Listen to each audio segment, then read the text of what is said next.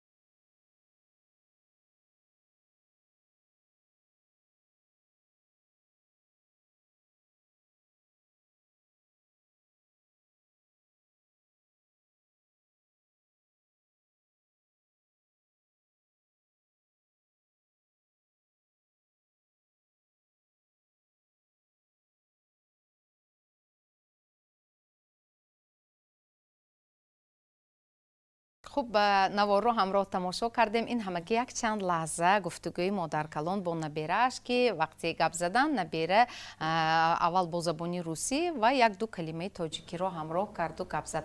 акнун шумо қаҳрамони мо дар ин барнома ҳастед, шумо ҳам модаркалон. хуб, набераи шумо ҳам дар Федератсияи Русия аст. чанд сол инҷонид? 3 сол инҷонид. ин 3-юм сол аст ки дар Федератсия дар шаҳри Челябинск мехонад, зиндагонӣ мекунанд.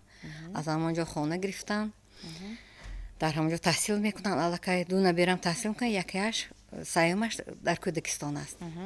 онҳо забони тоҷикиро медонанд ё бо кадом забон муошират мекунанд? асосан гуфтугӯ вақте ки соли аввал рафт, бинам аллакай забонаш забони русия гирифтор шудааст. бештар бо забони русия. ин чӣ буд гуфта аз ман пурсидааст бо телефон.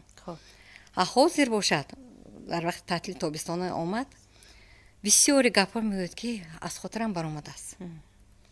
натиҷаи ҳамин муоширати бо забони русӣ дар ҳамон ҷо ҳамин хел натиҷа додааст ки забони модари худро қариб ки гум кардааст. ҳамин як моҳи омодагиш ба ман бисёр китобҳои адабии ҳамин тоҷикӣ додам ки шеърҳои тоҷикӣ арз кунам ки гӯш кун. як рӯз боз ҳамин ватанат мебӣ, забони модарӣ ва азоб мекашӣ. ту бояд забони модарӣ аз хотир набарор. аҳамияти ҳам чанд бор бабуле гуфта истодааст. ҳамин ман кардам ки дигар мана бабуле нагӯ. мана ҳамин буваҷоми, аяҷоми чӣ хел забони тоҷикӣ мо ҳаст, модаркалон. ҳамин хел кард. чӣ хел қабул кард? маъқул донист. худаш шарм дошт ки забони модарӣ аз хотир баровардам. дар хона онҳо бо кадом забон муошират мекунанд? шумо пурсидед аз фарзандатон? аввал келинам гуфтанд ки ҳамин русӣ гап задам ки то ки ҳаминҷа мактаб таълим мекунду бо забони русӣ азоб накашад гуфта ҳамин хел раво бе ягон хел монегӣ забони русиро нағз гап мезадагӣ шудааст ки то ҳатто чӣ гӯям забони тоҷикӣ тамоман аз хотир барбардагӣ ҳамин хонавиам охирин вақтҳо мегӯянд ки набирчи хурдсаким Кӯдакистон рафта истодааст ҳозир вай тамоман бо забони русӣ гап мезанад набери хурди шумо ҳам дар Русия ё дар нева ҳамон саҳим фарзанди писарам вай Кӯдакистон меравад дутаи аввалаш мактабанда хутаракиш Кӯдакистонанда аммо Кӯдакистон мерафтагиш аллакай тамоман бо забони русӣ яъне ҳарфе калимае ба забони тоҷикӣ намедонад ва ин шуморо ҳамчун модаркалон хурсанд мешавед ё баръакс мана ба изтироб овард гуфтанд ки забон воситаи муҳимтарини алоқаи байни инсон аст албатта забон лозим аз худ кардан накунӣ ки забони модари худмо забони аҷдодии мо аз байн рафтанаш даҳкор не забони аз ҳама хушрӯйтарин назари ман ба забони худамо бале ташаккур боз бо шумо дертар суҳбат мекунем ташаккур як қарсак ташаккур офарин модаркалон кӯшиш карда истоданд ки фарзандашон бо забони тоҷикӣ ҳам ҳарф занад дар баробари он ки забони русиро бисёр хуб медонад ташаккур аҳсан ба шумо ва ман боварӣ дорам ки албатта дар ҳангоми 3 моҳи таътил албатта бо набераҳои худ шумо кор мекунед забони тоҷикиро ба онҳо меомӯзонед инак барномаро идома медиҳем алҳол ба студии мо боз як нафар меҳмон алҳол бо мо мепайванданд марҳамат муаллимаи азиз ба барномаи мо хуш омадед гузашта ба ҷои худ шинед ва мо мефаҳмем ки рӯзи корӣ аст шумо аз кори худ инҷо ба студии мо даъват шудед камтар дертар бошадам хуш омадед бо мо пайвастед ва дар идомаи барнома мо албатта вобаста ба ин мавзӯъ андешаи шуморо ҳам мешунавем инак боз як нафар модари ҷавон инҷо нишастаанд марҳамат мо ҳоло саргузашт ё худ зиндагии ҳамин модаркалонро ки бо набераҳо чӣ хел алоқамандӣ доранд хуб вобаста ба ҳамин мавзӯи имрӯза мо шунидем акнун дар хонаи шумо чӣ кӯдакон бо кадом забон гап мезананд духтарчаи худам дар гурӯҳи забони тоҷикӣ таҳсил мекунад вале писарчаам дар гурӯҳи забони русӣ таҳсил менамояд ва духтарчаи ман забони тоҷикиро хеле хуб балад аст сабаб он аст ки бисёр китоб мехонад ду маротиба дар ҳамин озмуни фурӯғи субҳи донои китоб аст иштирок намуда дар сатҳи вилоятӣ иштирок намуд вале ба ҷумҳуривӣ ҳоло роҳ наёфтааст кӯшиш дар сари ҳамин дорем писарчаам бо забони русӣ аллакай суҳбат мекунад ва ман то ҳамин дараҷа фарқиятро ҳис кардам ки ин забономӯзӣ ҳатто шахсияти хонандаро мана инҷо устоди муҳтарими мо аз фанни психология шидиянд ба ҷиҳати равонии кӯдак низ таъсир мекардааст аз кадом ҷиҳат ба андеши шумо ба андеши муносибат гуфтор рафтори кӯдаконро тағйир медиҳад забономӯзӣ хуб агар масалан кӯдаки шумо гуфтед ки як нафараш ба забони русӣ муошират мекунад гап мезанад рафтори ӯро чӣ хел тағйир дод аллакай вай мустақилият хоҳ шуд масалан баъзе чизҳо ва фикри моро рад мекунад вале вақте ки хоҳарашро мебинад албатта мо ба он кӯшиш мекунем ки ҳамроҳи падараш мо ҳардуимон омӯзгор ҳастем забони тоҷикиро хуб аз худ намояд ҳар як чизе ки хоҳараш мехонад ҳаракат мекунем ки ба ӯ фаҳмонем аз ӯ низ талаб мекунем ки калимаҳоро дар ҳақиқат дар хона бо забони тоҷикӣ талаффуз кунад дуруст гӯяд ва ҳатто тарҷумаи он калимаҳое ки дар мактаб менависанд ман худам шахсан ҳар рӯз тафтиш менамоям ки оё дуруст нависта истодааст масалан и дарозро қеро ҳеро он ҳарфҳое ки дар забони русӣ нестанд ӯ он калимаҳое ки бо забони тоҷикӣ нависта истодааст дуруст нависта истодааст ё не ва яъне ман аз он ки фарзандамро ба гурӯҳи русӣ додам ва онро омӯхта истодааст зиддият надорам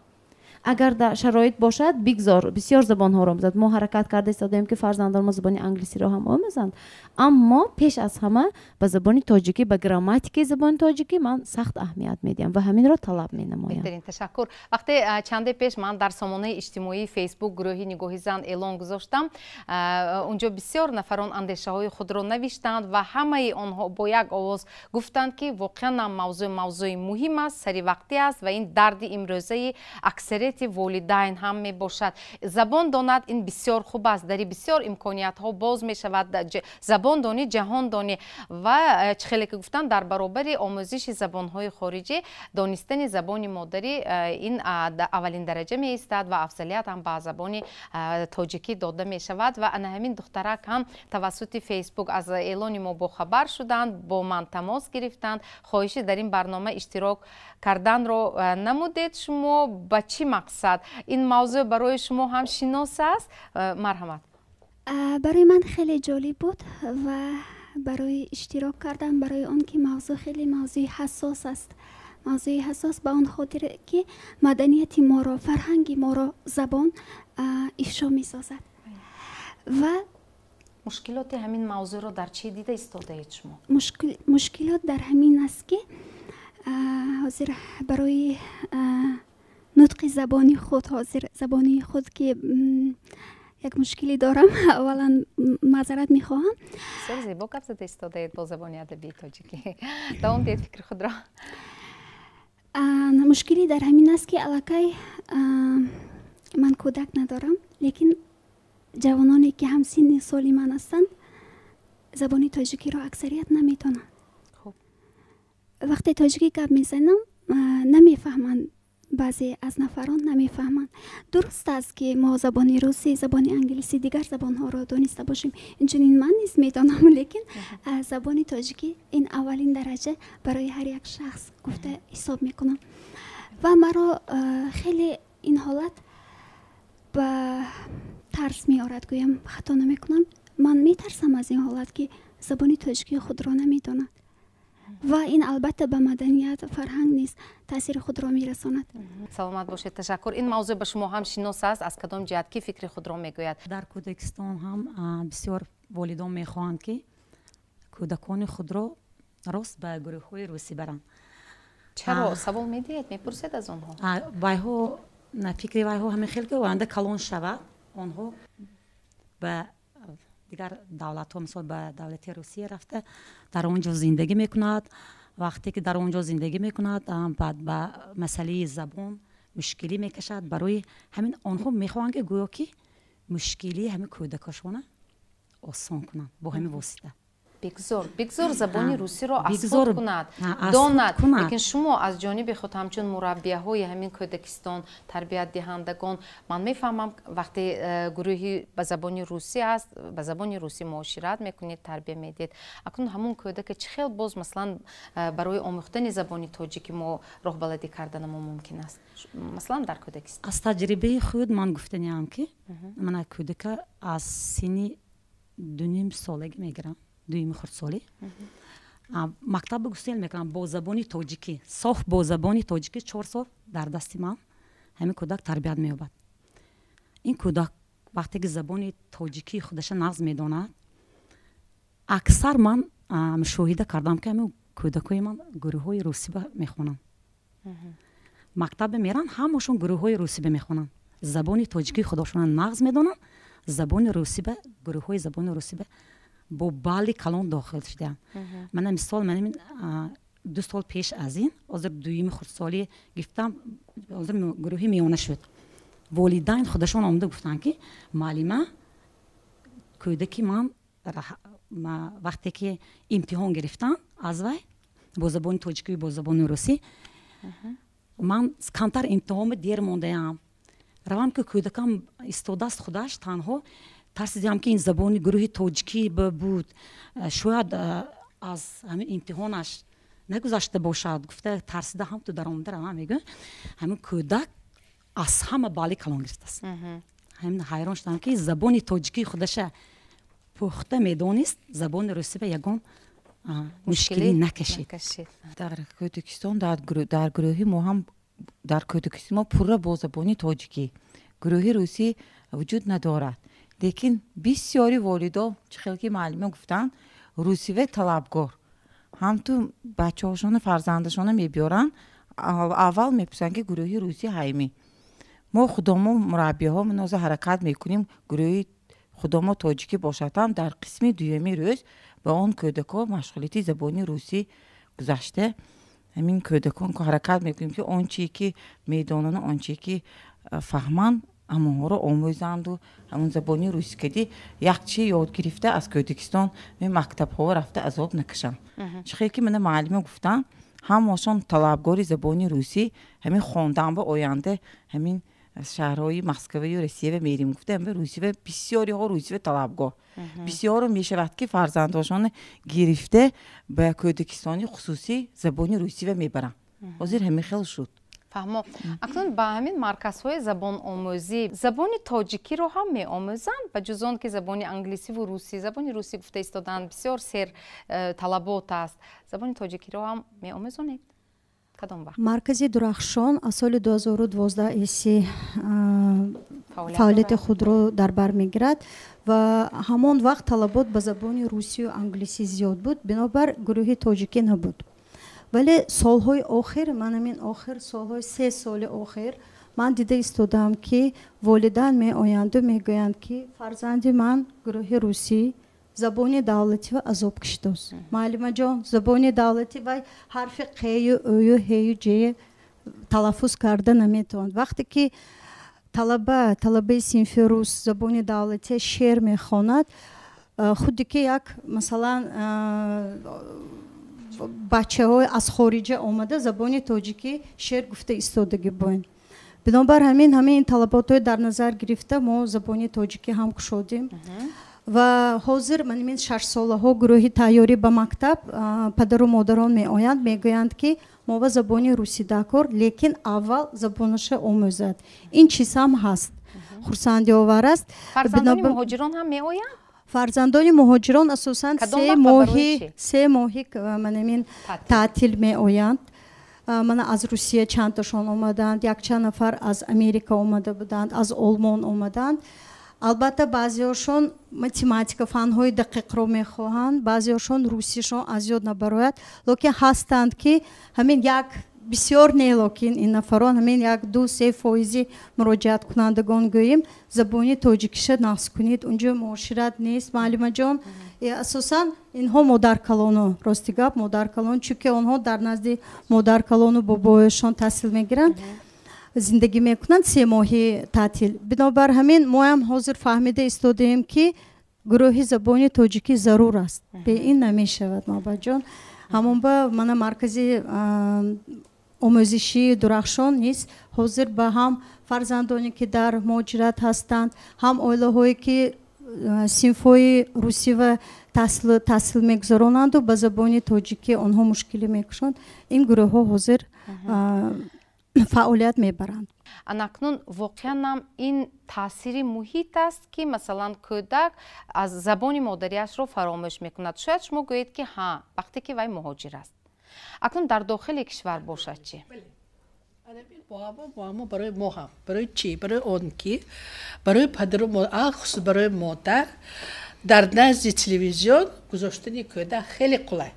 Кӯча намебарояд, ҷанг намекунад, ифлос намекунад, овоз намебарорад. рӯзи дароз бачаҳо дар натиҷаи дар назди телевизион нишастанд ва он вобаста шудаанд.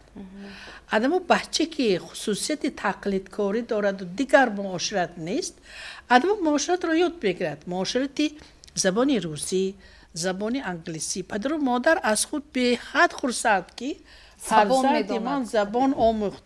Забони русӣ ҳамин қадар нағз медонад, забони хориҷӣ, вале забони модарии худро гум карда истодааст.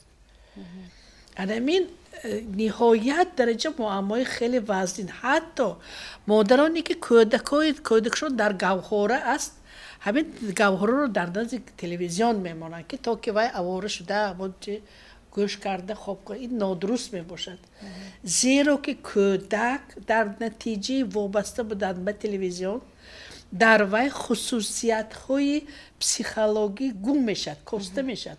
ба монанди ҳиссиёт, муоширати якдигар фаҳмӣ, ҳам ҳиссӣ, анамин чизо гум мешад. инҳо худашон ба худашон савол метиҳанд, худашон ба худашон ҷавоб метиҳанд, дунёи худашон мераванд. ҳамин гуна кӯдаконро назди шумо ҳам меоранд? Масалан вай вобаста шудааст, бо забони ҳамон филми тасвирӣ гап мезанад, ким чӣ хел ширину нозуку умуман як талаффузаш ҳам ҳатто ҳамин хел ба забони худи ҳамон филми тасвирӣ шабоҳат дорад. ҳатто амалҳо амалҳо ҳам мехе тақлиди ҳамин супермену дигар трансформеро ана мехечи кӯдак ки ана дигар алтернатива нест ҳамон чиза қабул мекунад зеро ки муоширати дигар нест ин хеле муаммои ҷиддӣ ва яке аз саволҳое ки вақте ки кӯдака мебиёранд телефон ба вобаста 24 соат тасаввур кунед кӯдак вақте ки бозӣ ҳозир кӯдак телефон шудааст ҳамту тахмин кунед ҳамин нақлиёт биям ягон ҷо баравидам ҳамин кӯдак гирия кунад даро телефон метиҳад то ки вай тамошо кунанду гап назанаду ҳамин ин тамоман нодуруст алхус агар кӯдак бо осебдида бошад хеле хавфнок аст зеро ки кӯдак ки фишори мағзи сар дорад ана ҳамин ҳолатҳо ба ҳолатҳои агрессивӣ бадҷаҳлӣ бадфеълӣ худро нигоҳ дошта натавонистан ҳамин ҳолатҳо оварда расонда истодааст мутаассифона ва ин масъалаи хеле бонг задан дар кор ки марҳамат бинанд вақти муайян соати муайян на ин ки гӯем аз чунки вай ҳозир намоишҳои бинидагар муаллима рангҳои бачаҳо гум карда истодиянд албатта дар ҳамон видео тасвирҳо тамоман қаҳрамонҳое ки ғайри реалӣ ҳам нестанд бештар ҳамон даври вай буд ҳамон харгӯш буд ҳайвон буд ё ки парранда буд ҷудо мекарданд ҳозир ин қаҳрамонҳо ғайри реалӣ мебошанд фантастикӣ мебошанд барои ҳамин ҳам бинед мӯяш кабуд мӯяш сурх ҳамон ранги табииам бача гум карда яъне на танҳо забон балки дигар мислан функсияҳои ҳамон кӯдак ҳам вайрон шуданаш мумкин амин вай кӯдак ба образи ҳамин қаҳрамонҳо дода шуда истодааст ки ин хеле хавфнок мебошад барои ҳамин падару модарони азиз ки албатта кӯдак бояд тараққӣ кунад кӯдак бояд пеш равад лекин ин амалҳое ки доим вай бидоданд ин хеле хавфнок мебошад яъне забон омӯзад гуфта назди телевизор мегузорем филмҳои тасвирӣ ба забони русӣ тамошо мекунад лекин инҷо боз таъсирҳои боз дигар ҳолатҳо ҳам ҳаст ки кӯдакро кӯдак то сини 5 солагӣ метавонад 4 забонро омӯзад бемалол бе хато карда вай чунки давраи сензитивии кӯдак аст кӯдак талабот яъне адамин инкишоф ёфта эҳсоси мағзи сари кӯдак вай меҷабад ҳамин чизро меҷабад яъне барои вай омӯхтани забонҳо ин ягон хел мушкили алхусус баробари дигар забонҳо омӯхтани забони модари худ ки вай вақте ки то сини 5 солагӣ омӯзонда мешавад ҳеҷ гоҳ аз хотир фаромӯш намешавад зеро ки ин хотири механикӣ мебошад ки сахт мешавад калон шавада боз чи лекин баъди калон шудан омӯзондан хеле мушкил аз нав омӯзондан хеле мушкил оҳанро дар гармиаш кӯфтан лозим бале ташаккур саломат бошед бинандагони азиз ба дигар шабака пайваст нашавед бо симои мустақили якум бимонед бахши реклама шуморо интизор аст шумо токшоуи печтоби замонро тамошо карда истодаед ва мавзӯи суҳбати имрӯзаи мо ҳар кас ба забони худ сухандон гардад унвон гирифтааст ва инак мо барномаро идома медиҳем бо ҳамин гуна кӯдаконе ки воқеан ҳам забонҳои хориҷиро бисёр хуб медонанду аммо аз забони аслии модарии хеш дур монданд шумо ҳам дар таҷрибаи кории худ ё масалан дар зиндагӣ рӯбарӯ шудаед хуб марҳамат муаллима биёед бо шумо суҳбат кунем шумо ҳам ҳамин гуна кӯдаконро медонед марҳамат ҳангоми муошират агар бо кӯдак суҳбат кунем кӯдак на ба забони тоҷикӣ ба пуррагӣ суҳбат карда метавонад на ба забони русӣ яъне дар мавриди ана ҳамин чун муаллима дар боло қайд карданд бо дидани филмҳои тасвирии гуногун ҳамн дар кӯдак равандҳои маърифатӣ аллакай коста гардидааст чуноне дар инҷо мо гуфта метавонем кадоме равандҳои маърифатӣ эҳсос идрок хотир тафаккур масалан вақте ки рангҳое нишон метиҳед алафранг бехи ранг ё монанди дигар ҳамин алафранг охи ин хел ранг нест агар дар асл гӯед яъне маънои ҳамин калима маънои ҳамин рангба намеравад ё ба мисоли дигар хай бо хушнудии чӣ ки дар یک خیشمان من در مهاجرت هستند کودکشان هرچند در روسیه تولید شده امروز هم در کودکستان روسیه و هم در مکتب علاقه امروز میرود صنف 2 لیکن کوشش کرده ایستادند که زبان تاجیکیش را گم نکند زیرا که هنگام تعطیل 2-3 مرتبه وقتی که تاجیکستان آمدند برای سخن کردن اینجا مشکلی کشید همون کودکچه زیق شد بسیار استراب آمد و میگوید که ما فدراسیون روسیه رویم اونجا بهترتر بنابر همین مادرش امروز حرکت کرده ایستاده است که هنگامی نمین گفتگویی در خانه زبان تاجیکی را استفاده برد زیرا که آینده فرض کردیم خیلی روسیه به هم 1 روز 1 سال 10 سال می ایستد باقی مانده با همسال و همشهر و من خشتبار بازگشت آمدن لازم که بنابر همین امروز من خرسندی ما از همین چی پسرچه آن است که زبانش گم نکرده ایستاده است. بسیار خوب. معلم‌های عزیز شما هم در تجربه کاری خود با همین گونه مثلا طلبه هایی که شاید برای همین گپ زدن آموختن زبان تاجیکی آنها کمتر دشواری میکشند دیگر زبان ها رو بیشتر خوبتر از خود کردن روبرو شده اید کی فکر خود را میگوید هست معلم شما مرحمت ما از صنف 6 تا صنف 11 در مکتب در مؤسسه تحصیلات میانی عمومی رقمی 9 شهر خوجند صنف های روسی داریم. اکثریت وقت از با البته تقاضای زمان با تقاضای زندگی آنها به روسیه رفتن بعد من گشته آمدن وقتی که به صنف خانه می داریم روزهای اول تماما زبان مادری خود را نمی داند. البته ما حرکت میکنیم با آنها تاکید میکنیم که آموختن بسیار زبان ها این خیلی خوب است لیکن زبان خود را گم کردن این گناه است. معلم جان مرحمت به صحبت پیوست شوید.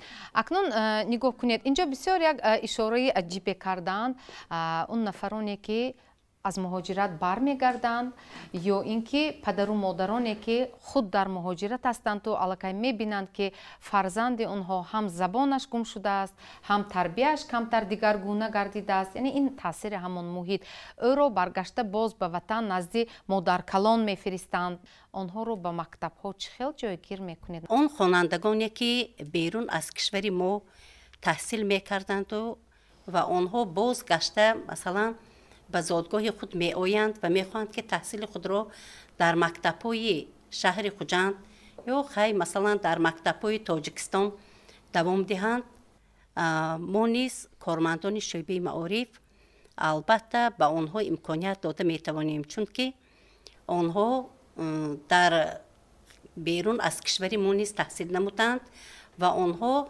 همین حجت‌هایی که آنها در آنجا تحصیل کردند و ما پیشنهاد می نمایند و ما از روی آن حجت ها نوستریفیکاسیون کرده آنها را به مؤسسه های تعلیمی خود جایگیر می نماییم و باز باید همین ادامه دادن تحصیل خود به زبان تاجیکی هم هستند اون نفرانی که از مهاجرت برمیگردند هستند و با آنها کار کردن برای معلم مشکلی نیست با شما مثلا آمده یگان نفر استادان از مکتب‌های میانه میگویند که مثلا من همین گونه طلبه دارم و با وی کمتر کاربری کردن مشکل تر شده است چون که زبان را نمیداند همین گونه حالت هم من خود به چنین خلاصه آمدم که همین جوانان خوانندگان عین زمان خیلی هم زیرک می باشند خیلی هوشیار می باشند آنها خیلی که زبان روسی را زود آموختند حالا زبان روسی را زبان تاجیکی را زبان انگلیسی را نیز زود آموخته ایستادند چون که آنها بغیر از آن که در نقشه تعلیمی مکتب‌ها آموزش زبان‌های روسی هم وارد گردیده است که آن از طریق وزارت معارف و علم جمهوری تاجیکستان وابسته به سن و سال صنف آنها تصدیق کرده است در کودکستان ها نیز در نقشه تعلیمی و تربیتی رنگین کمان نیز آموزش زبان روسی وارد گردیده است و آنها همین خیل وقتی که به صنف‌های تاجیکی وارد می‌گردند آنها همین را هم زود می‌آموزند اونس می‌گیرند و آموزش را خوب برای مانده با یاری آموزگاران تحصیلشان را دوام کرده می‌توانند با موفقیت. تشکر سلامت باشید. اکنون اگر رفت و وضعیت را به حالش گذاریم یعنی بگذار باشد کسی زید نیست که کودک یک چند زبان را از خود میکند مقصد ما این است که در برابر زبان آموزی وی پیش از همه باید زبان مادری خود را خوب داند اگر نه вазъиятро ба ҳолаш гузорем. Масалан, набераи шумо дар муҳоҷират аст, вай ба забони русӣ гап занад, набераи ман дар амрико аст, ба забони англисӣ гап занад, дигар набераҳо ё ин ки фарзандон боз дар дигар кишварҳо ҳастанд. Яъне вазъиятро ба ҳолаш гузорем. Вай забони тоҷикиро рафта рафта раво фаромӯш кунад. Пас чиро интизор шудан мумкин? ман ҳамин дафъа ҳис кардам. вақте ки наберачам омад, хурдиаш гуфтам ки Кӯдакистон ба ҳама чиза ба забони русӣ, хочу хлеб, хочу сладкое, дай нам пирожное. ҳамин хел суханҳоро гуфт. баъд ман гуфтам ки ин оянда чӣ мешавад? ҳам келинам ба писарам гуфтам ки оянда чӣ мешавад? агар аз ҳозир муоширата бо кӯдак тоҷикӣ накунед, ин дафъа мебиёд ман бо ин гап зада наметавонам. калон мешавад бо одоби тарафи Русия. бачаҳои вақте ки синни балоғат мерасанд, тамоман асабҳоишон дигар хел. дар он вақт тамоман идора карда наметавонед гуфтам. охир фарзанд бояд ки аввал бо забони тоҷикӣ нағз гап занад. ҳамин як шеър додам ки ҳамина мобайни як рӯзба азёд кун гуфтам. шеър ба забони тоҷикӣ? шеър ба забони тоҷикӣ. барои он ки хости ман ҳамин буд ки забони тоҷикӣ нағз аст кунад. ҳамин бо модараш хонд гуфт ки ман наметавонам гуфт. ман гуфтам ҳозир шин, ҳозир ман ба ту мефаҳмонам ки чӣ хел шеъра асход кардан дар кор. ҳар як мисраи шеъра мазмунашо гуфта додам. гуфтам ки анҳамин мазмун дорад. акун арӯи ҳамин тасаввурот темпи ҳамин хониша хотират оварда шеъра азёд кун. дар давоми 5 дақиқа шеъра азёд кардем.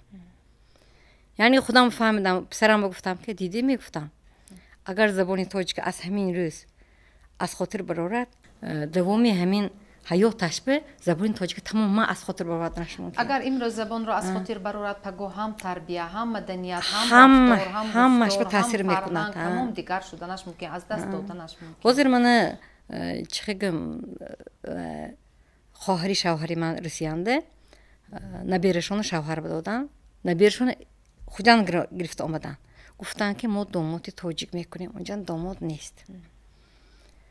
бинед ҳамон кас ҳам гуфтосиянд ки мо домоди тоҷик дар кор. онҷанго тоҷикӣ дуруст вайр намекунад, иззати тоҷикӣ намедонад, муоширатҳои тоҷикӣ, иззату эҳтироми тоҷикӣ онҷо нест. барои ҳамин ҷо омада шавҳар додам. ҳамин чӣ хулоса омадаам ки албатта забони модарӣ ин забони аҷдоди забони яҳкуми мо, забони яҳкум аз хотир баровардан дар кор. ман аҳамият додам ки ҳама гуфтасиянд ки модаркалонро бештар даъват мекунанд ки ҳамин кӯдакон забони тоҷикӣ шевои худамоя аз хотир набароранд. чунки модаркалонро рӯзгор дида ҳастанд, дидаанд ки чӣ оқибат ба оварда мерасонад анемин донистани забон, омӯхтани дигар забон. чӣ хеле ки гуфтан фарҳанг, маданият, оянда, нигоҳубини падару модар биям ва таъсири худро мерасонад, бетаъсир намемонад. имрӯз падару модар бо кори худ андармонд шояд аҳамият намедиҳанд. лекин оварда мерасонад. чӣ хеле ки ман дар мактаб вақте ки дарс мегӯям, хонандагонам мегӯянд ки муаллима фаҳмотар гап занед. ман мегӯям ин ҳоли забони мо аст. ман аз таърихи забони мо гуфта мегузарам ки чӣ қадар мардуми тоҷик мубориза бурданд зидди арабҳо, зидди дигар халқиятҳо ки ҳамин забони мо пойдор монад, мова мерос монад. чӣ хеле ки мегӯянд забони миллат ин ҳастии миллат аст. вақте ки мо забонамонро аз даст медиҳем, оянда интизор шавем ки миллатамон аз даст медиҳем.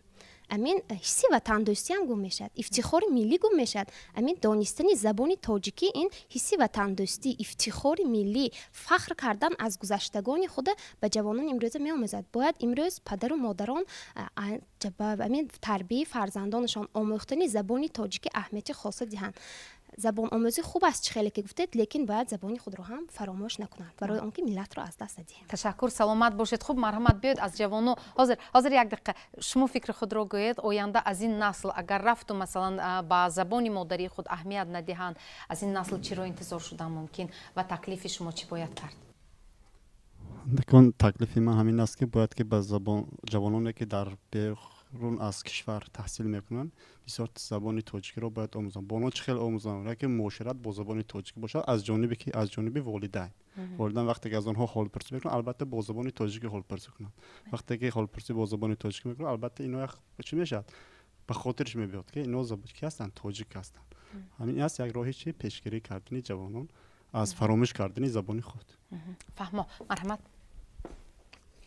من خیلی زبان تاجیکی را خوب بلد هستم، سبب این آموزگاری ما هستند و خودم زبان آموزگاری زبان انگلیسی باشم هم با زبان تاجیکی فصیح گپ زده میتوانم و سبب ما آموزگاری که گفتم در مکتب ما رو از صنف 5 تا صنف 11 از فن زبان ادبیات درس داده بودن و این از ما آموزگاران هم آموختن زبان ترغیب زبان تاجیکی وابستگی زیاد دارد. اون کس به ما چگونه ترغیب میکردن؟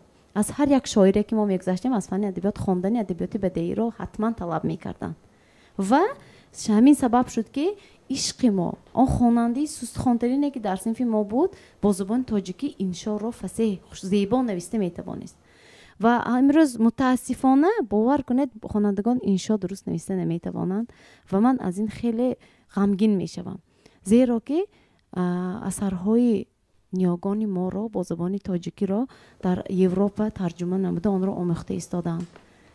صدرالدین عینی بود، ابوعلی ابن سینا بود، پدری طب است و با همه اون خواننده هایی که به نزد من زبان انگلیسی آموختن می آیند میگن معلم زبان انگلیسی درسی علاوه دهید.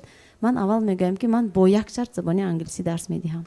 اول زبان تاجیکی را میآموزم، بعداً با زبان انگلیسی به شما. برای چی؟ مبتدا در زبان انگلیسی هست یا در زبان روسی هست، خبر هست، انا همون 10 حصه نطق هست، سوالهایش وظیفه‌هایش یک است. وقتی که شما زبان تاجیکی را میآموزید و این آموختن این زبان هم آسان میگردد به شما. با پسیخولوژی کودک وقتی ما او رو شاید کمتر مجبور میکنیم که زبانی مادری رو آموزد و کودک تا 18 سالگی تا سنی رسیدن به سنی 18 سالگی و کودک است. به هر حال صنفی شاید 15 سال است، 14 سال است، ما وقتی او رو مجبور میکنیم که زبانی مادریش رو آموزد با روح و روانی همون کودک تاثیر کردنش ممکن این گونه مناسبتی ما و الکی یک اندازه مثلا به زبان روسی به یا دیگر زبان مثلا عادت کرده است، همون محیط او رو تربیت کرده است. پس با این گونه کودک چی باید کرد؟ بر روح و روانی وی تاثیر میکند؟ البته خیلی که ما وقتی که درباره تشکل یک کودک میگیم یا که یک شخصیت میگیم حتما وی عاملی هم بیولوژی دارد هم عاملی جامعه‌ای دارد، چون که جامعه ورا تربیت میکنه با ویا میرساند. البته برای آموختن دیگر زبان ها خیلی که در اینجا قائل نمودن دانستن زبان تاجیکی از همه چیز مهم است، چون که در یکی از شاخه‌های علم پسیخولوژی کاگنیتیوی است، یعنی که پسیخولوژی آموزشی روانده معرفتی در بر میگیرند. همینجا قید میکنن علمان ساحه کاگنیتیوی که اگر چقدر معلومات یعنی که لغت با زبان تاجیکی زیاد باشد در بچه دیگر زبان همون قدر تیز از خود میکنه. یعنی که دیگر ما امروز میبینیم بسیار آدمایی هست که زبان روسی را میدونند، زبان تاجیکی را کم میدونند. وقتی که ما سوال میتیم و با زبان روسی میفهمد، نه که با زبان تاجیکی فهمونده نمیتوند. یعنی که همین نشانه همون است که همون فوند لغویش مثلا سست است. البته وقتی که زبان میآموزد یا که ما مجبور میکنیم برای زبان آموختن، این البته تاثیر خیلی میرسونه، چون که بچه شوق ندارد و بچه مثال همون چیز را مایل نمیکند، البته این تاثیر میرسونه بچه را ممکن با آموزش همون روانی بچه تاثیری خودش رساند. نه که البته هر یک زبان هر یک چیز وابسته بر تاریخ ملت و اخلاص وابسته به خاراکتر بچه ها تاثیر میرساند. فهمم. شاید با یگان روح هوسمندی او را تربیت کردن ممکن است و در جنبستی برنامه پیشنهادی خود را هم گویید که با این گونه کودکان چه خیلی سر و کار گیریم که واقعا عصبی آنها رو خللدار نکنیم، حالت پسیخیکی آنها ویران نشود. درست. برابری آموختن دیگر زبان ها، چون که من قهرمانی ما قید کردن و تجربه میبینیم، ارزش ها، مدنیت، اسلوب و آداب، اخلاق دگرگون می شود. بعدی که نورس می شوند یا به قد میرسند بعد بیدار می شوند که این نه روس شد و نه تاجیک. دیگر پیدا شده یک پوری ویمنی. یا که من معلمه اینجا مثال آوردن که نه برای خاندار کردن به مملکت آوردن، به وطن آمدن، نخواستند که از همون چی باشه، چون که مدنیت ما، ارزش های ما اینها ناتکرار هست، اینا فوند طلایی ملت ما هستند. نگاه داشته همین وقتی که معاشرت نمی شود ملت گم می شود. نیست می شود. برای همین هم نگاه داشتن زبان تاجیکی از خوردی اول زبان مادری خود را آموزد، بعد دیگر زبان خود را آموزد. آموختن زبان ها دیگر مشکلی ندارد. من معلومه در اینجا شخصانی که هستند تا 5 6 7 10 زبان میدونن در نتیجه آموختن. برای همین هم یعنی برای آموختن این زبان هوسمند کردن لازم. هوسمند این به مانند نه اینکه تحفه و دیگر چیز، بلکه همین به زبان تاجیکی چی می شود؟ کودک به ما میگه ما میگه یابلکا، همین تاجیکی چی می شود؟ من با تو میتیم. من مجبور برای طلبات خودش رو قانع کردم. من سیب میگوید انا همین یک کلمه 2 کلمه 3 کلمه وقتی که تو طلباتی ادمین چی نشود آموخته نمیشود. کودکای هستند که با ایما و اشاره طلبات خود را قانع میکنند. مادر به اشاره میکنند، مادر میدهد، نطق وای تشکل نمییابد، زیرا که وای با راه آسان طلبات خودش را اجرا کرده ایستاده است. وقتی که مادر طلب میکند که تا نامش رو نگوید و وای همون چیز رو نمیدهد، اون وقت در وای طلبات نطق کردن پیدا میشود. کودکانی میبیارند که مکتب رفتنشون در کار تلفظ نطق نادرست کودکانه یا که چرونه که ما میگیم نطق اگوسنتری میگن نطق کودکانه. این در نتیجه این معاشرت نکردن ما وظیفه کلانسال ما چی است؟ نطق اگوسنتری بچه پیدا میشود، نطق خودش است. به مورد من میگوید یا دیگر کن این نطق درست رو کودک از کلانسالان می آموزد. وقتی که ما معاشرت نمی کنیم، گپزنان نمی کنیم در کودک، هیچی تشکل نمی یابد. بغیر از این در کودک اول نطق داخلی تشکل می یابد. این رو نطق ایمپرسیوی میگن، این داخل با. انا تخمین کنید وقتی که شما گپ میزنید کودک لبانش رو میجنباند برابر شما، همین تلفظ میکنه. بعد اون که چون که معلم گفتن ذخیره لغوی فوند ذخیره لغوی زیاد میشود، انا بعد باید نطق میکنه. برای همین هم نطق اساس ترقیات عقلی کودک است. ترقیات عقلی کودک رو ما از معاشرت طرز فکرانی، طرز ملاحظه ما معین میکنیم. برای همین هم البته نگاه داشتن زبان مادری در کجایی که دنیا نباشد ما فخر میکنیم که با لباس خود، با عنعنه‌های خود، با ارزش‌های خود که اینها ناتکرارند، این را هیچگاه گم نکنیم. بگذار وای در امریکا باشد لیکن با زبان نفس خود گپ زند، بسیار آدما با وای شوق ظاهر میکنند که تاجیک است، با زبان لفظی تاجیکی گپ میزنند. انا برای چی مهم است؟ بله این چیز البته مهم است. نگاه داشتن همین بایگری ما البته مهم است. تشکر، سلامت باشید. همگی یک چند دقیقه بعد دیگر شبکه پیوست نشوید با سیمای مستقلی یکم بمانید. بخش رکلام. بینندگان عزیز، شما تاکشوی پیچتابی زمان رو تماشا کرده ایستادید و موضوع امروزه ما هر کس به زبان خود سخندان گردد عنوان گرفته است و قسمت تکلیف و پیشنهادها هست. مرحمت، وقتی برنامه ما قریب به آخر میرسد، پیشنهادها داشته باشید وابسته به موضوع ما میشنویم. مرحمت شما گویید. در صنف‌های روسی فن زبان دولتی ساعتش بسیار کرده شود. باید محفل ها، برنامه های غیر تلویزیونی نیز با زبان تاجیکی باشد بهتر میشد. تشکر. تشکر، سلامت باشید. مرحمت شما.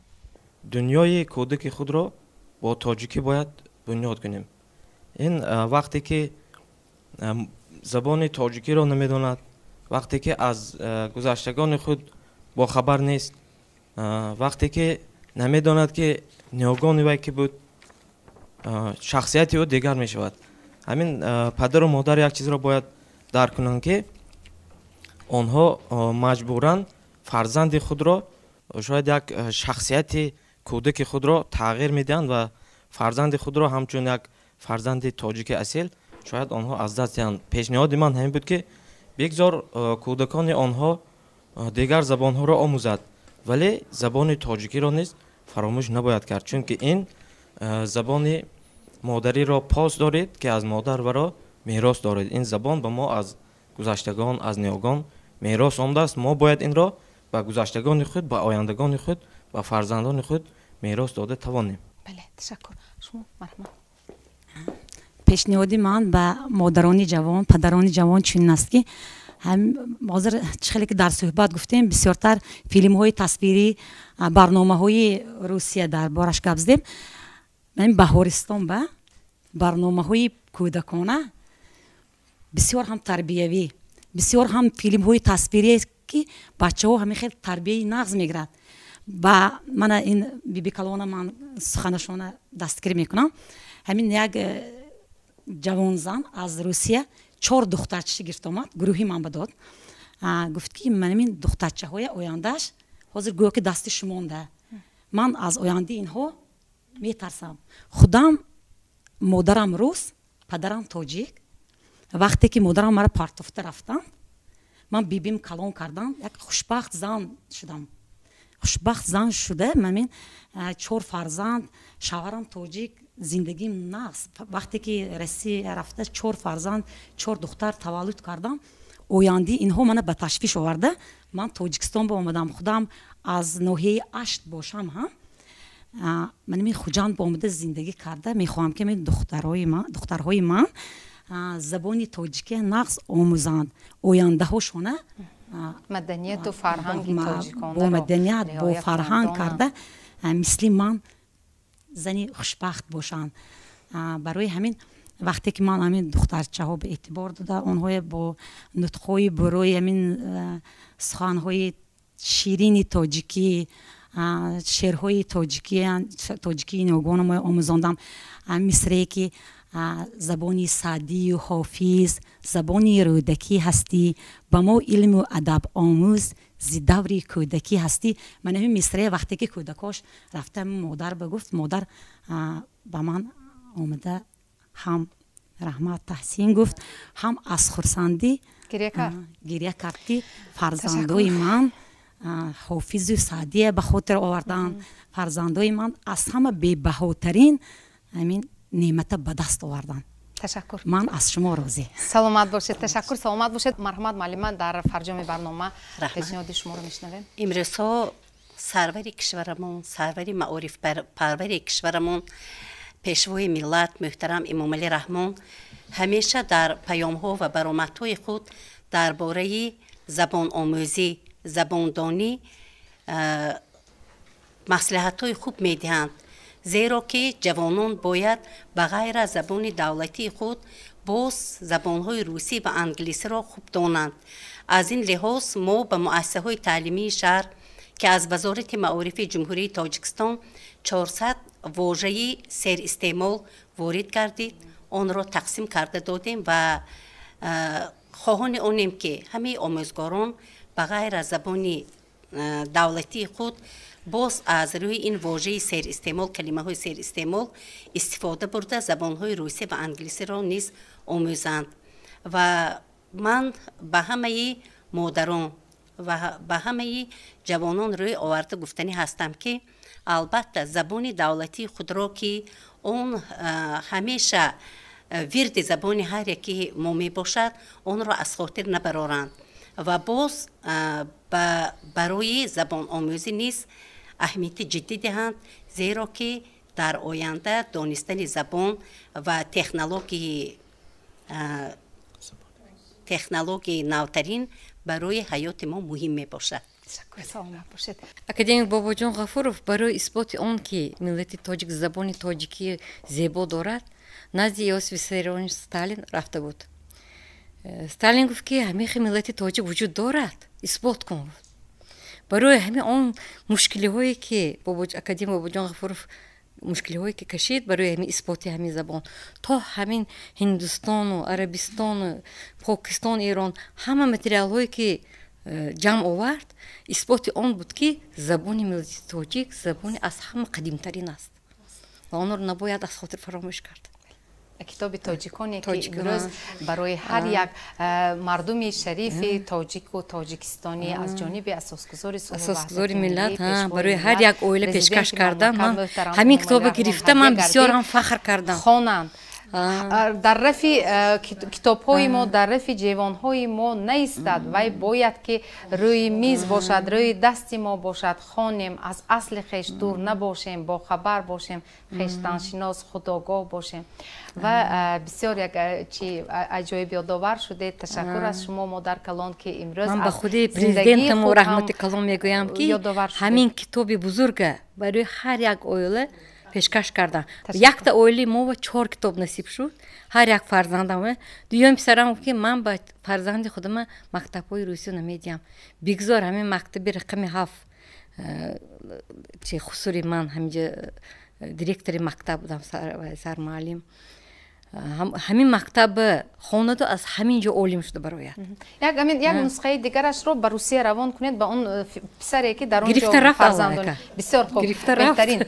Акнун барномаро ҷамъбаст мекунем. Бешубҳа забон омӯхтан дари имкониятҳои бештари ҷаҳониро боз мекунад. Афзалиятҳои беандоза дорад, аммо ду чизро дарк карда тавонистан лозим. Ин забономӯзӣ ва фаромӯш накардани забони модарӣ. Имрӯз аз забондонии фарзандону набераҳои бахусус муҳоҷирони худ хушнуд мешавем. Гоҳо бо ифтихор мегӯем ки забони тоҷикиро намедонаду бо мо бо забони русӣ ё англисӣ ё олмонӣ ва ғайраву ва ҳоказо гап мезанад. Аз хотир набароред, бо фаромӯш намудани забони модарӣ бисёр арзишҳои бебаҳоро аз даст додан мумкин аст. Бинобар ин ҳанӯз ки фурсат ҳаст сари ин мавзӯъ ҷиддӣ ва дурбинона андеша кардан лозим аст. Ин печтоби замон. Барои иштирокатон ташаккур. То барномаи дигар дар паноҳи худо бошед. Хайр.